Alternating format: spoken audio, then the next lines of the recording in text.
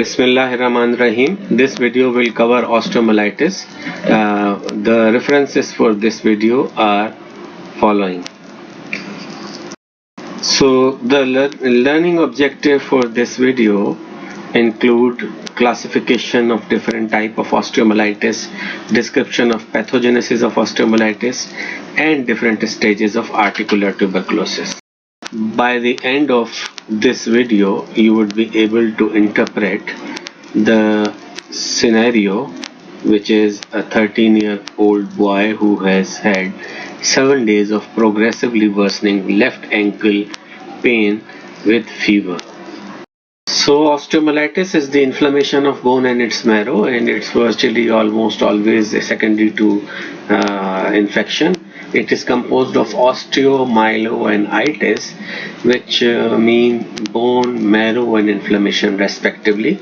So you can define osteomyelitis as infection of bone and marrow that may be caused by direct inoculation of an open traumatic wound or by blood-borne organism or through hematogenous route.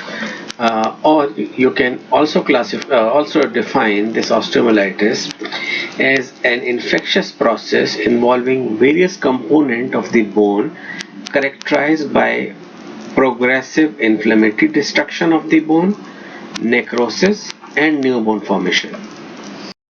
The osteomyelitis can be classified as acute hematogenous osteomyelitis, acute osteomyelitis, chronic osteomyelitis, and subacute osteomyelitis depending on the course of the disease. There are many other ways to classify this disease also, on the basis of causative organism or on the basis of site also, such as long bone osteomyelitis or vertebral osteomyelitis.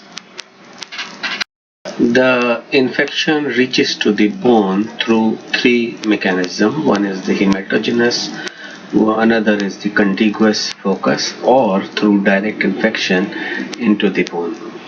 The hematogenous spread can be due to suppurative infection such as abscess, boil, or osteomyelitis of other site in the body. Then endocarditis, upper respiratory tract infection, genitourinary surgery, tracheitis, or even small trivial mucosal injuries such as during defecation, forceful defecation. If there is mucosal injury, it can lead to bacteremia, and if there is forceful chewing of the hard food, it can lead to bacteremia, and this can result into this osteomyelitis. Then extension from the adjacent soft tissue infection to the bone, or direct infection into the bone. And this direct infection into the bone is very important and is the most common cause of the osteomyelitis in adults, and it can be due to dental abscess, penetrating wound, contamination of compound fractures following surgery, or presence of foreign body such as implant or surgical devices within the body, or acute purulent frontal sinusitis, or deep pressure sore. Such deep pressure sore lead to osteomyelitis of the sacrum especially. As far as the causative organisms are concerned, the 50% of the cases of osteomyelitis are culture negative, while in remaining 50%, the most common causative organism is staphylococci, especially the Staph aureus, which is present in 80 to 90% of the cases. Other organisms which are linked with the osteomyelitis are E. coli, Pseudomonas, Neisseria gonorrhoeae, Proteus species, Group B, Streptococci, Haemophilus influenzae, and Salmonella. Then it is seen that some organisms have got predilection for in some specific situation. First, these Staph aureus, which are the commonest one, are present globally and are linked with the osteomyelitis, are non-specific, while the osteomyelitis which are associated with sexual transmitted disease are Neisseria gonorrhoeae, In sickle cell disease, the commonest organisms isolated are Staph aureus and Salmonella. Then the osteomyelitis, which is linked with the spine, the common organisms are Staph aureus and Mycobacterium tuberculosis. The UTI and the genitourinary surgeries are associated with osteomyelitis due to E. coli, Escherichia coli, Pseudomonas and Klebsiella, and the organisms isolated from intravenous drug abusers are Staph aureus, Klebsiella and Candida albicans. The organisms which are isolated usually from the osteomyelitis, which is associated with implants, are Staph aureus and Staph epidermidis, and in neonates the common organisms causing osteomyelitis are Streptococci agalacti and Haemophilus influenzae. The diabetic ulcer are and associated osteomyelitis are polymicrobial, and the osteomyelitis which is associated with cat and dog bite are due to Pasteurella multocida. The perforating foot injuries are associated with infection, osteomyelitis and infections due to Pseudomonas. The staging system followed for the staging of osteomyelitis is Serne-Maeder staging system for the osteomyelitis, which was described in 1985, and this staging system stratifies the disease along with host condition, and here you can see that the anatomic type, physiological class and the various factors, both the local and systemic factors, are also enumerated in this staging system. As far as the stages are concerned, the stage 1 is the stage in which the infection is entirely infection, or the nidus of the infection is entirely within the medullary canal of the bone, and stage 2 the surface of the bone is exposed because of the overlying soft tissue defect.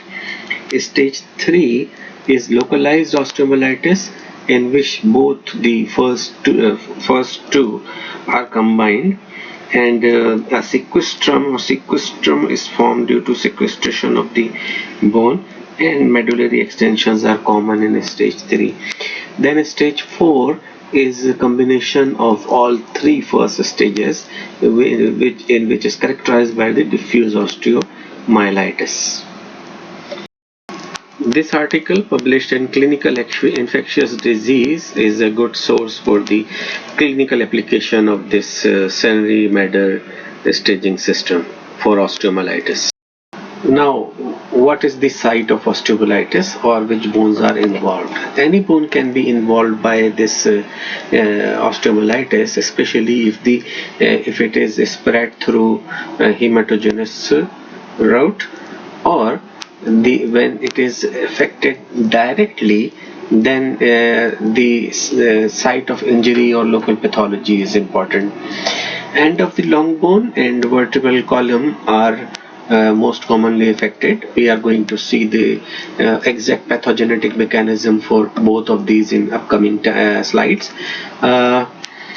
In both the younger children and the older children or adolescents, the lower extremity is affected most, and it comprises about more than half of the cases of osteomyelitis. But in younger children, however, the upper extremity is also affected.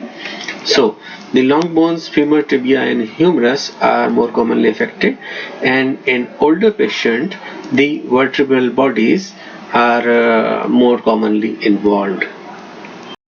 So now we will look into the brief overview of the pathogenetic mechanism which are responsible for the progression of the disease. When microorganism enter the bone, it is taken up by the phagocyte, and these phagocytes now contain the infection.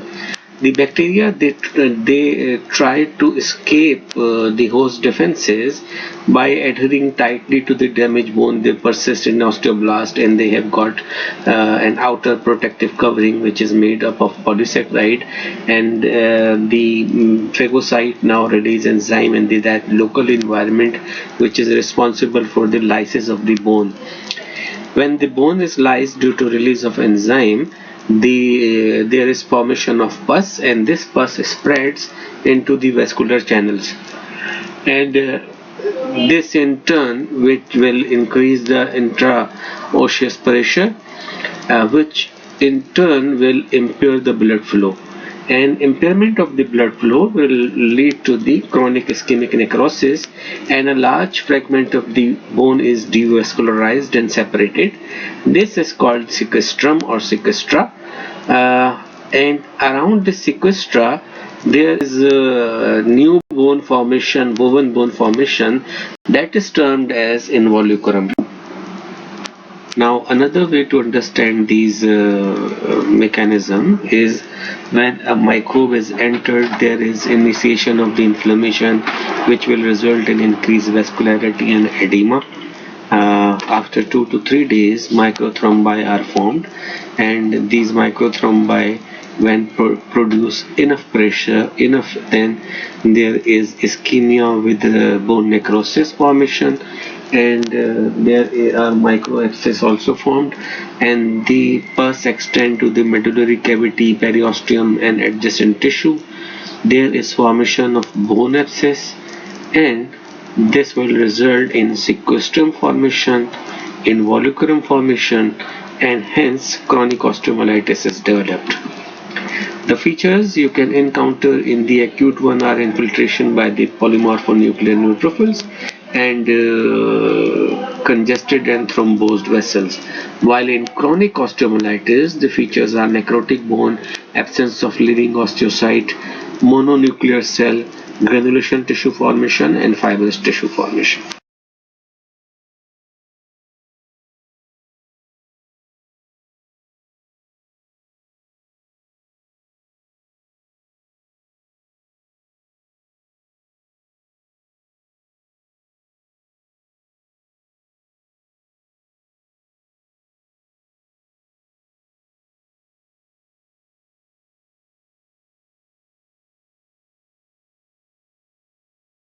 These pathogenic effects, they disturb the morphology, and when there is bacterial proliferation, there is neutrophilic recruitment.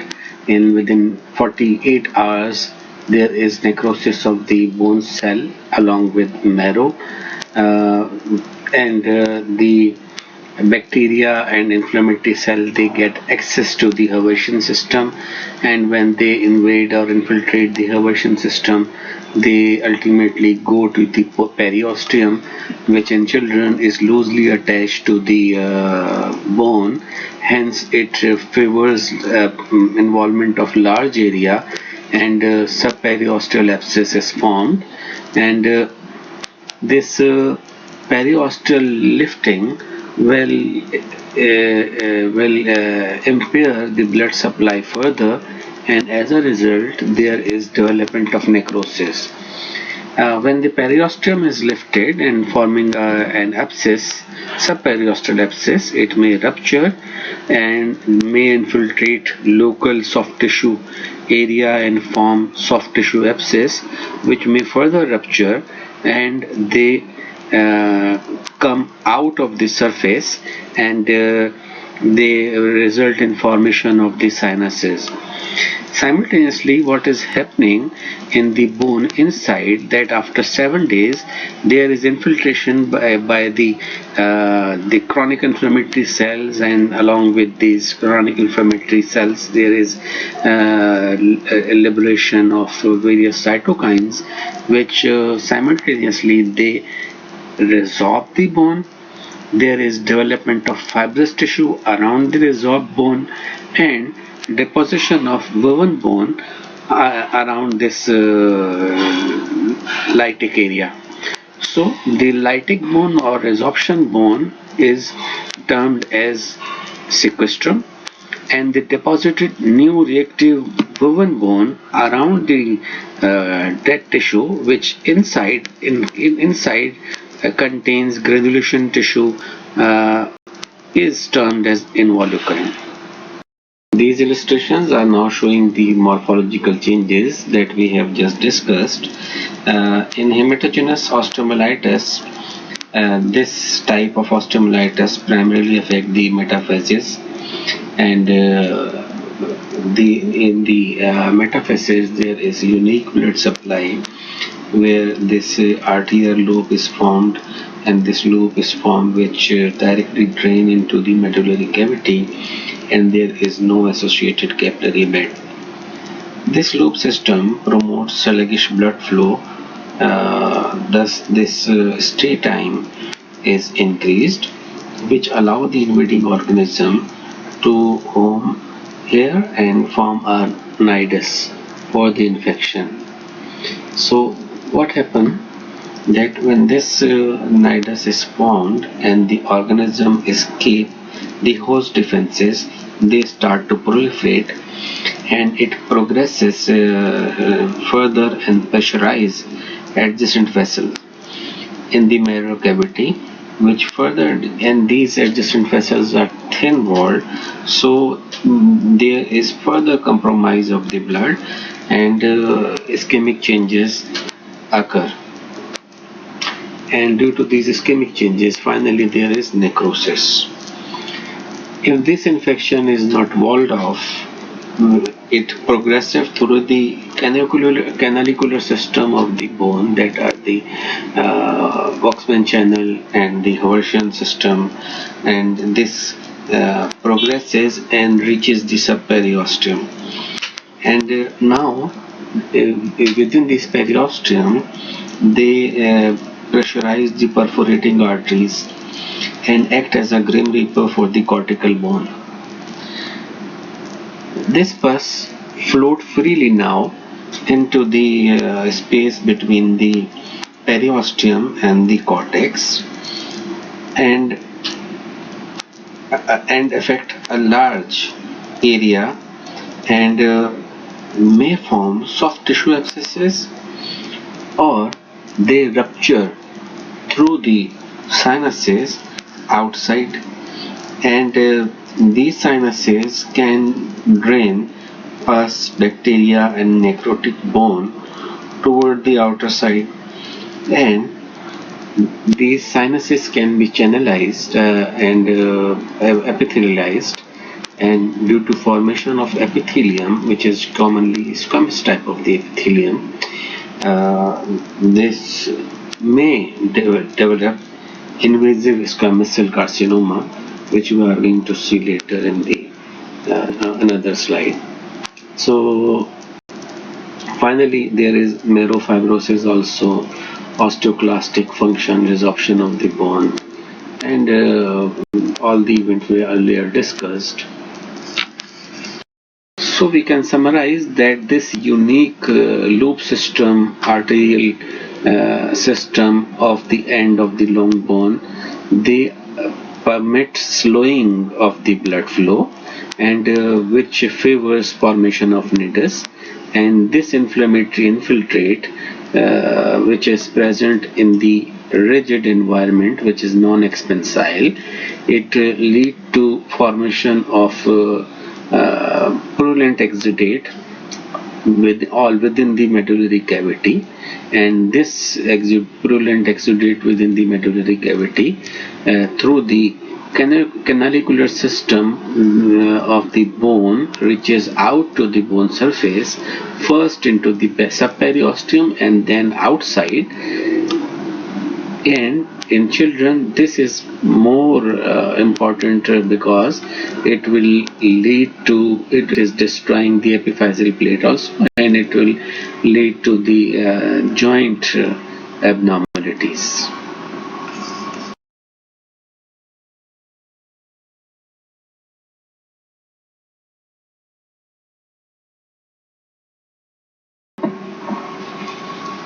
This is the illustration which is showing the events we just discussed. In A, you can see that there is a nidus which is propagating in all the sides within the rigid environment. In B, the inflammatory debris and pus is going outside also, and it's first filling the whole of the medullary canal.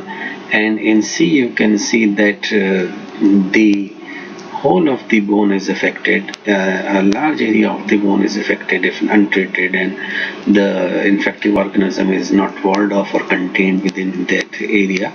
A large part of the bone is affected, and now there is a communication with the outside world.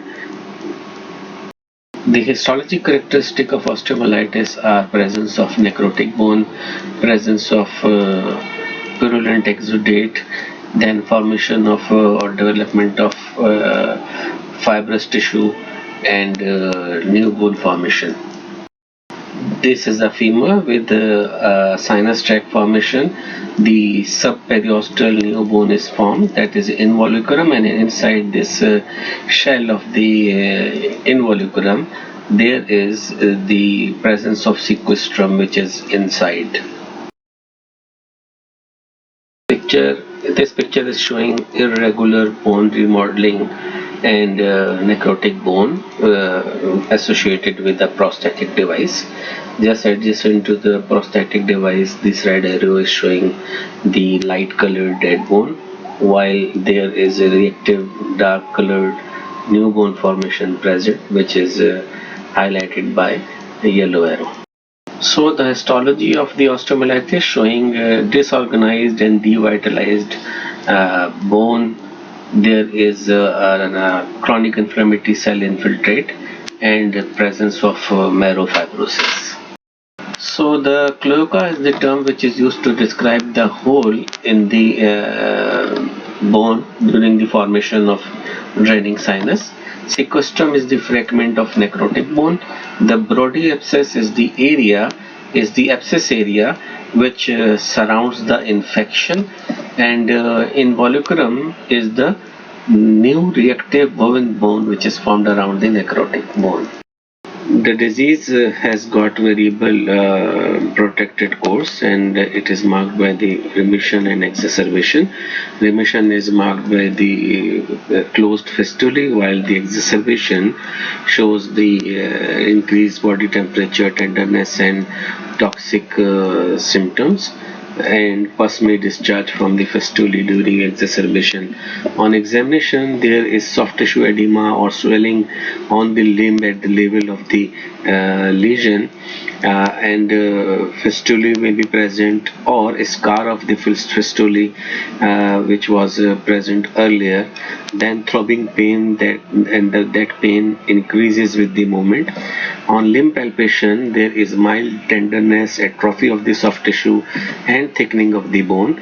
Skin pallor and sign of malnutrition, especially in children, and associated with the chronic type of this disease. And body temperature usually subfebrile, especially in the evening, but it is markedly elevated during exacerbation. The osteomyelitis with the hematogenous spread shows common septic symptoms such as chills, fever, rapid pulse, and general malaise, while the chronic osteomyelitis is marked by recurrent inflammation or draining sinuses. So the hematogenous osteomyelitis affecting neonates and infant less than 1 year of age.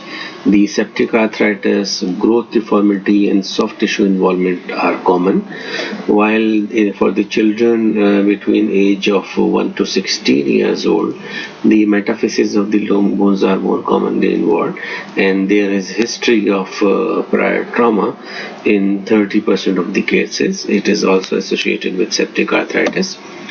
In the adult, this hematogenous spread is less common, and it may spread infection to the joint space, but the common type in adult is common site in the adult is vertebrae, and it affects more than 50 years age group.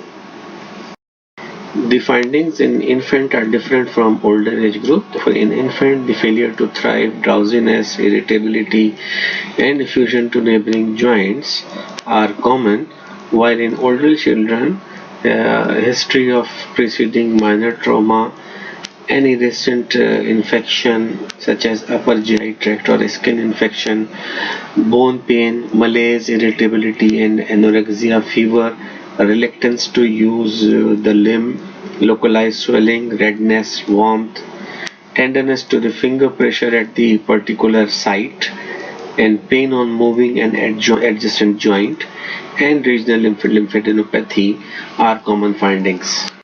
So by this knowledge we can classify the osteomyelitis into four types: acute hematogenous one, acute osteomyelitis, subacute osteomyelitis, and chronic osteomyelitis. Acute hematogenous osteomyelitis is usually by the blood-borne organism. The victim is a boy and younger age group. The disease is characterized by soft tissue swelling and bone demineralization, which takes about 2 weeks, formation of dead bone and new bone around this dead bone. And then acute osteomyelitis is encountered after open fracture or after open reduction with internal fixation, and clinically it resembles to acute hematogenous osteomyelitis, but treatment and its management are different. Then the chronic osteomyelitis, which may be due to inappropriately treated acute osteomyelitis trauma or spread from the adjoining area. And finally, the subacute osteomyelitis, which is usually discovered radiologically in a patient with a painful limb and no systemic sign and symptoms are seen. It is considered that the osteomyelitis has taken its chronicity if the process fails to abate completely in 4 to 6 months and regular exacerbation occurs. This is the fate of about 5 to 25% of the cases, acute cases, and this fate depends on the severity and rate of occurring alternative changes in the bone tissue and how early and properly was the treatment applied. And this is associated with delayed diagnosis, extensive bone necrosis, inadequate antibiotic therapy, or surgical debridement, or weakened host defenses. Chronic infection may be punctuated by spontaneous flares that may occur after years of dormancy. This chronic osteomyelitis is marked by the prolonged course with remission and deterioration.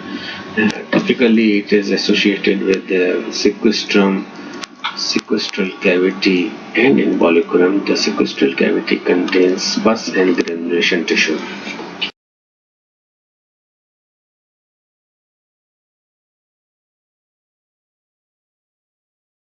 Diagnosis of these chronic osteomyelitis are quite easy. There can be scar formation of the old sinuses or active sinuses which are secreting pus and other debris. Then the involucrum containing the sequestra are usually clearly outlined as seen in this radiograph of the humerus. Various laboratory investigations are performed for the diagnosis of osteomyelitis. These include CBC, ESR, blood culture, superficial culture, biopsy, X-ray, radionuclide bone scans, and MRI. In CBC, the neutrophil rises up to 30 to 40,000 per cubic millimeter with a shift to differential count to the left and toxic neutrophilic granulation. ESR raises above 60 mm per hour and remains increased for a long time. There is dysproteinemia with increased globulin fraction and the development of hypoalbuminemia. The anemia is there due to toxins development in the persisting and severe disease which lead to bone marrow inhibition. And there are disorders of blood coagulation system also, which are increased fibrinogen concentration and fibrinolytic activity. Recalcification time and coagulation time become shorter, and prothrombin index is increased. The cytological examination in the doubtful cases give clue to the diagnosis, while the increase in tortuous pressure is very important in the early diagnosis of acute hematogenous osteomyelitis. If it is present alone without the presence of pus under the periosteum, it is confirmatory. Then bone biopsy shows abundant polymorphonuclear neutrophils and other inflammatory cells. Microbiology shows positive culture in 50% of the cases. Then the radiographic studies are also helpful, and routine radiograph, bone scan, CT and MRI are used. Radiological changes are not seen before the second to third week of the disease, and the reduced bone density of the bone shadow and blurring of the contour are important characteristics. Bone scans are highly sensitive, and they are more than 90% sensitive for the diagnosis of osteomyelitis. Normally used are technetium scans, and they are helpful to show the extent of the infection. Magnetic resonance imaging is another diagnostic modality for the osteomyelitis. It is sensitive in 88 to 100% cases, while specific in 75 to 100% cases. Is the modality of choice in infections which are involving spine, pelvis or limb, because it provides fine detail of the changes and extension into the soft tissue. This is the MRI from the shoulder joint, and in this MRI you can see the head of the humerus, which show resorption and sclerosis, which is marked by this red arrow. Now the complication, the septicemia is one of the complication of the osteomyelitis, in which there is presence of disseminated abscesses and development of infective carditis. Septic bacterial arthritis can develop, which is a medical emergency. Then development of pathological fractures, and these pathological fractures are not easy to heal. Then there is alteration in growth rate, presence or development of squamous cell carcinoma, amyloidosis, or it can go to the chronic osteomyelitis. Then there are some vertebral related complications such as neurological manifestation, vertebral collapse, paravertebral abscess, spinal epidural abscess, cord compression and compression fracture. The left picture is showing a draining sinus over the heel, while on right, after the amputation and removal of the overlying skin, it is seen that this sinus was communicating with the skin, and there is development of this white colored squamous cell carcinoma. So to prevent the osteomyelitis, if there is current infection, postpone orthopedic surgery. The surgery should be performed under a strict aseptic technique.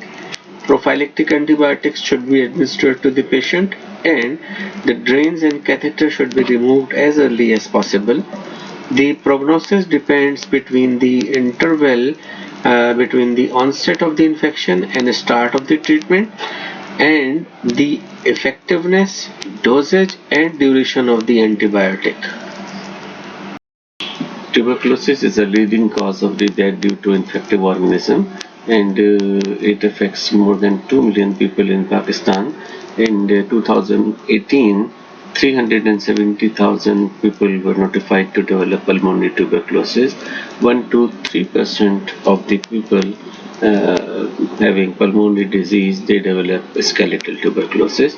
The facts and figures can be seen at tbfacts.org. This disease is caused by Mycobacterium tuberculosis usually, and by atypical mycobacteria such as Mycobacterium bovis and africanum. the lesion they produce are like tubercles, hence this mycobacterium is also named as tubercle bacilli. These are acid-fast bacilli and they are transmitted through airborne droplets. Risk of having this infection is dependent on the extent of exposure to the droplet and susceptibility of the host. When a person is exposed to the infection or tubercle bacilli, they multiply in the terminal alveoli of the lung and form a gone focus. Lymphatics drain into the hilar lymph node and form primary complex. Then it through the hematogenous route spreads to the other areas of the body. Clinically, it presents with cough for more than 3 weeks, presence of sputum, weight loss, and involvement of the single joint. Respiratory symptoms may accompany.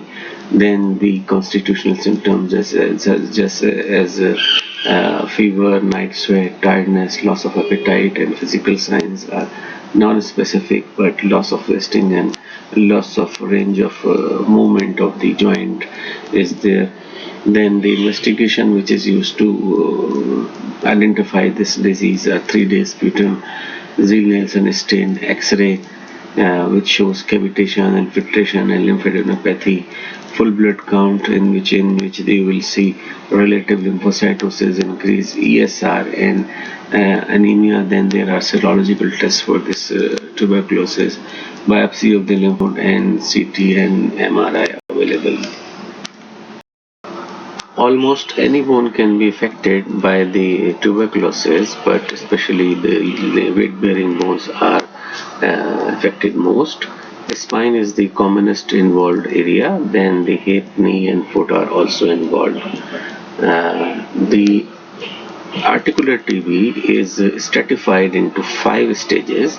One is the synovitis, then early arthritis, advanced arthritis, then advanced arthritis with pathological dislocation and subluxation, and the terminal gross arthritis with gross joint deformity. This table is showing the stages of articular tuberculosis. In stage 1 there is synovitis. The range of movement is more than 75, and on X-ray there is soft tissue swelling and osteoporosis. The prognosis of stage 1 is near normal. In stage 2 there is early arthritis, and the range of movement is from 50 to 75% of the normal. Then in this on X-ray the joint space is reduced and there is some marginal erosions. The prognosis of this is restoration to the normal activity up to 75% of the normal activity. Then in the third one, that is the advanced arthritis, there is a range of movement. It is still more than 75%, and it's more than 75% in all directions. On X-ray there is destruction of the joint surface, and it results in ankylosis, and stage 4 and 5 also result in ankylosis. What happens in 4? There is range of movement is increased, and stage 4 is associated with disorganization or dislocation or subluxation of the joint. Stage 5 is characterized by the gross deformity, and there is joint gross abnormality and the development of osteoarthritis. The tuberculous osteomyelitis of the long bone is uncommon, and if present, it is present in elderly and destroys the articular cartilage and extend to involve synovium and joint space. The TB spondylitis, also termed as Pott's disease, involves lower thoracic and lumbar vertebrae, and it affects the bodies of the vertebrae, spares the lamina and spines and adjacent vertebra. as we have seen in the osteomyelitis that there was a dead bone and surrounding new bone formation, here in the tuberculosis there is no such phenomena and no reactive bone is formed, and this lead to the collapse of the vertebrae, which result in gross abnormalities such as kyphosis or scoliosis. The intervertebral disc is crushed and destroyed by compression. This picture is showing the difference between the involvement of the bacteria in pyogenic vertebral osteomyelitis and tuberculous osteomyelitis.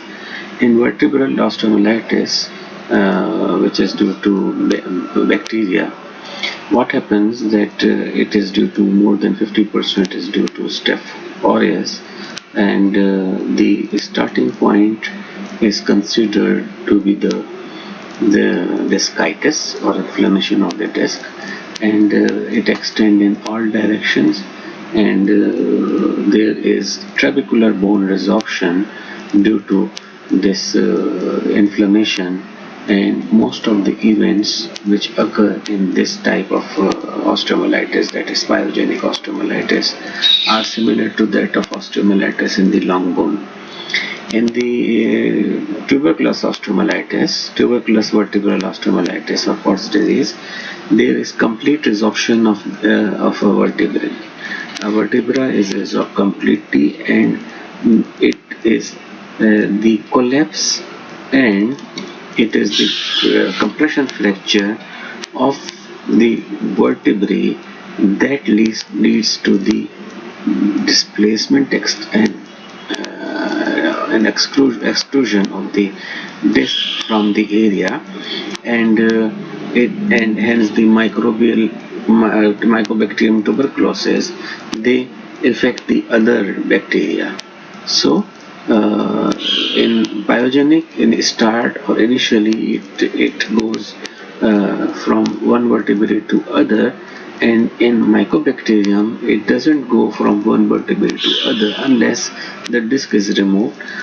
And another feature is also that in pyogenic it is going to pressurize or impinge on the vertebral or spinal canal, while in tuberculous osteomyelitis, there is destruction of the dura also. The histological features are characteristics of tuberculosis as seen in anywhere else in the body. They are caseous necrosis, epithelioid cell granuloma with presence of Langerhans giant cell and presence of necrotic bone. So this is the gross picture, which is showing that there is almost complete resorption of the vertebral body. The intervertebral disc is relatively spared. So this is the MRI and gross picture of the Pott's disease of the spine, which is affecting 8 and 9 mid-thoracic vertebra. There is destruction of the vertebral bodies, as is marked by these red arrows, and there is impingement on the spinal cord, marked by this yellow arrow on the gross picture. So TBA spine can be classified into 5 distinct stages. These are the pre-destructive stage, early destructive stage, mild angular kyphosis, moderate angular kyphosis, and severe kyphosis. And this pre-destructive stage is simply the straightening of the curvature, spasm of the perivertebral muscles, and MRI there is marrow edema. In early destructive stage, there is diminished disc space and paradiscal erosions. MRI shows the edema of the marrow, and there is breakdown of osseous margin, and CT scan shows marginal erosion with presence of cavitation. Then these mild angular kyphosis show 2 to 3 vertebrae involvement with the kyphosis of 10 to 30 degree, The moderate angular kyphosis when the more than three bodies are involved, and kyphosis ranges from 30 to 60 degree. If more than three vertebrae are involved and kyphosis is more than 60 degree, it is termed as severe kyphosis. So all the three later stages are also termed as mild, moderate and severe cases of the TB spine. The differential diagnosis of the TB spine is from age-related anomalies, infection, tumor, trauma, osteoporosis, osteochondrosis, and spondylolisthesis. Then the clinical picture is back pain with variable duration, fever, and weight loss. On examination, there is local tenderness, spasm, mild kyphosis, cold abscess, and paraparesis. The diagnosis is made by X-ray, in which there is erosion of the anterior edge of the superior and inferior border of the adjacent vertebral bodies and narrowing of the disc spaces. Ultrasonography for the detection of paravertebral abscesses, biopsy and CT scan are also helpful. Two other sites for the development of tuberculosis, skeletal tuberculosis, are hip and knee. In hip, the clinical features are pain, limping, irritable hip in children, and there is gradual loss of movement, flexion, deformity, and wasting of the thigh muscle also. The X-ray of the both hip should be taken to compare the changes, and synovial biopsy is usually helpful. In knee, the clinical features are pain and synovial swelling with muscle wasting. There is development of contracture and development of sinuses in later stages also. X-ray and synovial biopsies are helpful.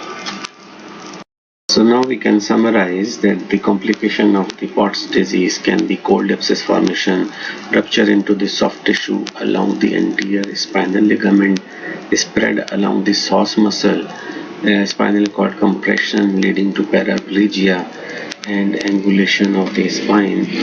The psoas abscess formation, the other causes of psoas muscle abscess formation are highlighted in this table.